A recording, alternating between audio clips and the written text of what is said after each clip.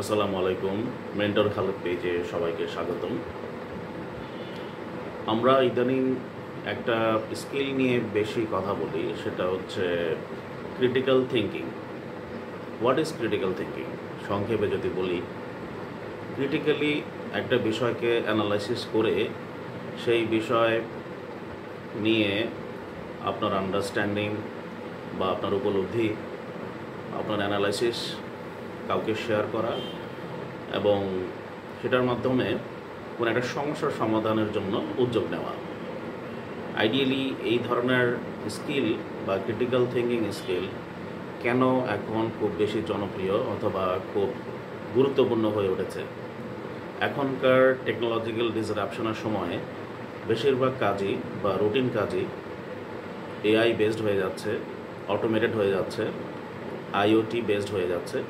সেখানে কোন স্কিলগুলো আসলে মানুষকে রেলেভেন্ট রাখবে, সেটার মধ্যে critical thinking, strategic thinking, creative thinking, decision making skill, এই বিষয়গুলো রেলেভেন্ট হচ্ছে, গুরুত্বপূর্ণ হচ্ছে। ক্রিটিক্যাল থিঙ্কিং স্কিল যাদের আছে তারা আইডিয়ালি কোনো একটা কমপ্লেক্স সিচুয়েশন বা কোনো একটা কমপ্লেক্স ডিসিশন যদি দরকার হয়, সেক্ষেত্রে তারা প্রপারলি রুট কজ অ্যানালাইসিস করতে পারে, বিভিন্ন বিষয়গুলো খুঁটিনাটি ডায়াগনোস করতে পারে এবং একটা প্রপার সলিউশনের দিকে যাওয়ার জন্য যে ধরনের ইনসাইটস, ইনফরমেশন, উপাত্ত, ডেটা এবং নলেজ দরকার হয়ে থাকে সেগুলো গ্যাদার করতে পারে অ্যানালাইসিসের মাধ্যমে।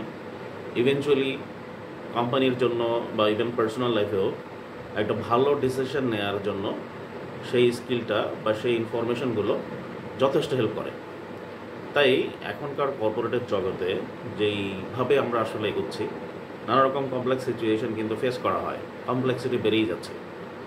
সেই সিচুয়েশনগুলোতে একজন মানুষের ক্রিটিক্যাল থিঙ্কিং স্কিল তাকে অনেক এগিয়ে রাখবে, বিকজ উনি অনেক ধরনের কমপ্লেক্স সিচুয়েশন রিজলভ করার ক্ষেত্রে, সহজ করার ক্ষেত্রে গুরুত্বপূর্ণ ভূমিকা পালন করতে পারবে এই স্কিলের মাধ্যমে এবং অনেক ধরনের গুরুত্বপূর্ণ ডিসিশন নেওয়ার ক্ষেত্রে কোম্পানিকে হেল্প করতে পারবে এবং কোম্পানিকে এগিয়ে নেওয়ার ক্ষেত্রে বড় ধরনের ভূমিকা পালন করতে পারবে। তাই এই ধরনের স্কিল যাদের আছে বা যারা এই ধরনের স্কিল ডেভেলপ করতে পারবে, তাদের মূল্য বাড়বে বা তাদের ভ্যালু বাড়বে, তারা এগিয়ে যাবে। ক্রিটিক্যাল থিঙ্কিং নিয়ে আমরা সামনে আরও অনেক কথা বলবো। ক্রিটিক্যাল থিঙ্কিংয়ের বেশ কিছু ফ্রেমওয়ার্ক আছে, কিছু টিপস আছে, ট্রিক্স আছে এবং টুলস আছে, সেগুলো নিয়ে আমরা আলোচনা করব। আজকে এই পর্যন্ত। সবাই ভালো থাকেন, সুস্থ থাকেন। আসসালামু আলাইকুম।